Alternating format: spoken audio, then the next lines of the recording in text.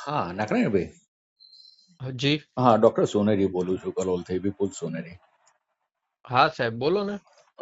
પેલું હવે આપણે આઉટસોર્સિંગનું આપણું વાત થઈ હતી ને વાત થઈ, શુક્રવાર હા કે સાહેબ. શનિવારે. મને હા, અડધી કલાક આપો, હું જસ્ટ હજી હમણાં પહોંચ્યો. અડધો કલાક.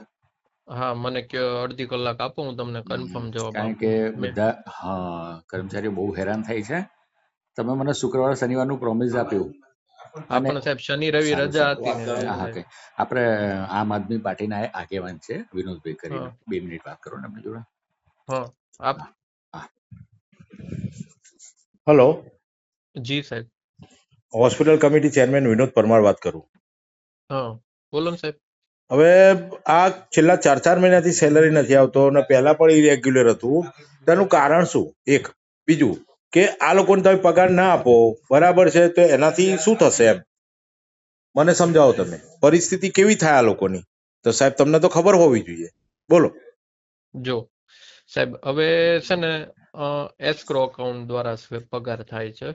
હવે હા પગારમાં પરિસ્થિતિ એવું છે કે કર્મચારીની હાજરી આવ્યા બાદ બિલ મુકાય, બરોબર. હા હા પછી ઈ જે તે અધિકારીઓની સાઇન થઈ ટ્રેઝરી ઓફિસમાં જાય અને ટ્રેઝરી ઓફિસમાંથી પેમેન્ટ થાય.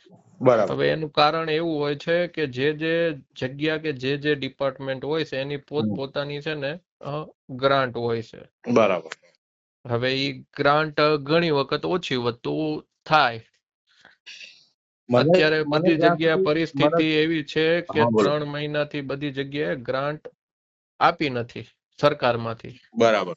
તો સરકારમાંથી ગ્રાન્ટ નથી આપતા એનું કારણ શું? ટેક્સ તો રેગ્યુલર લોકોનો ભરવામાં આવે છે. ટેક્સના પૈસા રેગ્યુલર જતા હોય છે, બરાબર છે. તો આ લોકોને દર 3 મહિને અને તમે ખાલી એક વસ્તુ વિચારો કે સરકાર એક કામ કરો, તમારે જે બી ઓફિસ અધિકારી જોડે વાત હોય એને ખાલી એટલું કહો કે ભાઈ તમે તમારો પગાર 3 મહિના ના લો, તો ખબર પડે કે ભાઈ કેવી રીતે પરિસ્થિતિ ચાલતી હોય. આ નાના માણસો સાહેબ અને ઈ જ ક્લાસ છે ને સાહેબ. મારે સાહેબ જો મારે ટેક્સ ભરી દેવાનો, બરોબર. હું આજે બિલ મૂકું ને સાહેબ, હા મારે કાલ ટેક્સ ભરી દેવાનો. કાલે હાજરી આવી તો મારે એના પીએફ ના નાણાં નહીં ભરી દેવાના. છેલ્લા 4 મહિનાથી હું મારા ઘરના ખર્ચે છે ને ઈ બધા પૈસા હુંય ભરું છું. મારી હાલત બી અત્યારે છે કફોડી ટાઈપની થઈ ગઈ છે. આજે કારણ કે 4 મહિનાથી જો ચાર હું મહિનાથી સરકારી સેલેરી. નાણાંની નો ભરું સાહેબ, બરોબર, તો મને વ્યાજ લાગે, ઇન્ટરેસ્ટ લાગે, અને ઈ બધું ઓનલાઈન છે. ડાયરેક્ટ સીધું જીએસટી માં સાહેબ 35% છે, બરોબર, અને પીએફ માં ને એમાં છે ને સાહેબ 18% વ્યાજ લાગે. એટલે એટલે ટૂંકમાં આ સરકાર બધાને લૂંટવા બેઠી છે, બરાબર. તમે લોકો એક વસ્તુ વિચારો કે બિચારો ગરીબ માણસ જે અત્યારે ક્લાસ 4 માં કામ કરતો હોય, 495 497 ડેલી વેજીસ ભરી આપતા હોય, એમાં કોઈ દિવસ કોઈનું પૂરું થતું ના હોય. હું એમ કહું 500 રૂપિયા હું આપું કોઈને અને એને કહો કે ભાઈ આખો દિવસ તું ઘર ચલાવીને બતાય, જે તે અધિકારી લોકોને, બરાબર છે. શરમ આવી જોઈએ. અને સાહેબ પગારનું આજે ગમે તેમ કરીને વ્યવસ્થા કરાવડાવો, બરાબર. ગમે તે એ લોકોને કહો, ગમે તેમ તમે પોતે સક્ષમ હશો. જયારે કોન્ટ્રાક્ટ તમે લીધો હશે ત્યારે અમુક પેરામીટર હોય છે આ લોકોના, મને ખબર છે. તમે સક્ષમ હશો, બરાબર. એટલે આ લોકોના એકાઉન્ટમાં સાહેબ આજે પડી જાય તો સારી વાત છે ને. 2 દિવસની અંદર હું ઉગ્ર આંદોલન અહીંયા કરાવું, ગાંધીનગરની મારી આખી ટીમ અહીં કલોલ ખાતે ધરણા ચાલુ કરશે, બરાબર. કારણ કે બિચારા ગરીબ માણસ જો આત્મહત્યા કોઈ બી કરશે ને, કઈ બી ખરાબ પગલું પડશે ને, તો એના માટે જવાબદાર કોણ એ બી મને કહેજો, બરાબર. હું સાહેબ જોડે અત્યારે મેં આવેદન આપી દીધું, લેખિતમાં આપ્યું છે. એટલે ગમે તેમ કહીને મારા આનું રિઝલ્ટ જોઈશે, બરાબર. તમે ઉપરથી મંગાવો કે સાહેબને મેં એટલા સુધી કીધું કે સાહેબ આ જે સ્ટાફ છે એનો મહિનાનો પગાર તમે કરી આપો. એટલે સાહેબ કે નહીં, મારે તો ડીંકુ ચાન બધું જોવાનું ઘણું બધું હોય, એટલે ના કરી શકે, સ્વાભાવિક છે. હું તો ખાલી મેં કહ્યું છે, બરાબર છે. હમ.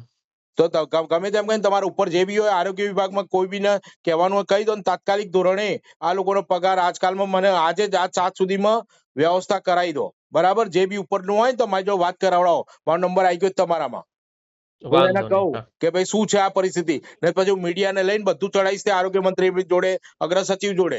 બધા ફાકા ફોજદારીઓ કરવા બેઠા હોય છે ને, તો એ લોકોને ખબર પડે કે ભાઈ આ ગરીબ માણસના ઘરમાં અનાજનો દાણો નથી હોતો, તમે પગાર ના આપો તો વ્યાજના ધંધામાં એક બાજુ પેલા સાહેબ એવું કહે છે કે વ્યાજના ધંધા અમે બંધ કરાવીશું. તો વ્યાજના જ આ લોકો પ્રોત્સાહન આપે, કારણ કે બિચારો પગાર ના તો વ્યાજ જ લેવા જવાનો છે, સ્વાભાવિક છે. બરાબર છે. એટલે તમે તમારા બિલની જે બી મેટર હોય તમે ક્લોઝ કરો અને મને આજના આજ 7 સુધીમાં આ લોકોનું રિઝલ્ટ આપો તો સારી વાત છે. નહીં તો કાલ સવારે અહીંયા 10 વાગે મારા માણસો અહીં બેઠા હશે, બધા પાર્ટીના જેટલા બી હશે બધા એ ધરણા ઉપર બેસશે, બરાબર છે. મારી જોડે ફરિયાદ આવી છે આ ડીંગુ ચાર બધા જેટલા તમારા ચાલે છે ને સાહેબ કોન્ટ્રાક્ટ ત્યાંની વાત કરું છું, બરાબર. અને સાહેબ મારો બધી જગ્યાએ સેમ સાહેબ જ મારો પરિસ્થિતિ છે સાહેબ. મારો પરિચય લો આમાં તો તો સાહેબ હું શું કરી વિશ્વા દઉં? એજન્સી સરકારી બરાબર. ગ્રાન્ટ છે સાહેબ, બરોબર. હું વચ્ચે ચિઠ્ઠીનો ચાકર જ છું, અરે સાહેબ બરોબર. મારા વિશ્વા એજન્સી તો ઓળખતા હશો ને તમે? હા વિપુલભાઈ ચૌધરી. હા વિપુલભાઈ ઓળખું ચૌધરીને ને. પૂછજો તમે કે રેગ્યુલર જો કદાચ 1 મહિનો બી લેટ થાય ને એસવીપી નો, તો હમ. વિનોદભાઈ શું હાલત કરે છે ખાલી વિપુલભાઈ તમે પૂછજો. બધા હડતાલ પર ઉતરી જાય સાહેબ તેના માણસો. આ તો સારું કહેવાય કે આ તમારો સ્ટાફ હજુ હડતાલ પર નથી ઉતર્યો. હડતાલ પર નથી ઉતર્યો સમજો. બાકી આ સ્ટાફ જો હડતાલ પર ઉતરશે ને તો જવાબ આલવો પડે. ભાઈ મીડિયા બધાને શું જવાબ આપશો સાહેબ?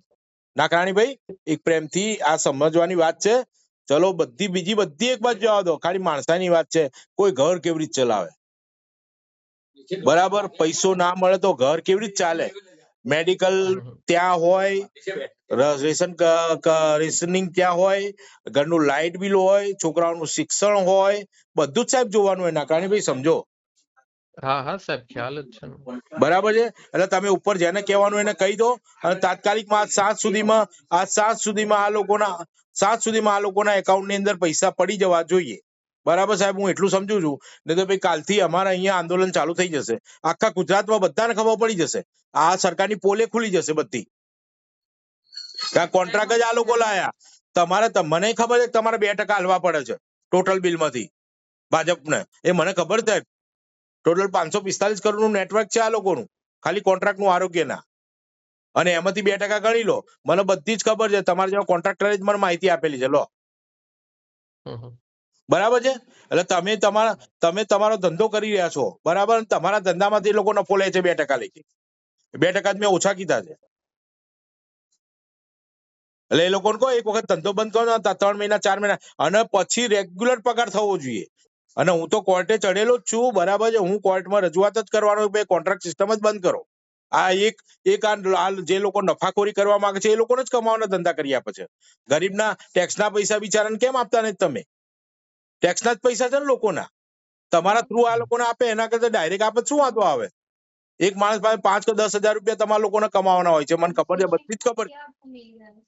બરાબર. એટલે નાકરાણી સાહેબ એક પ્લીઝ કઈ રિક્વેસ્ટ થી વાત કરું છું.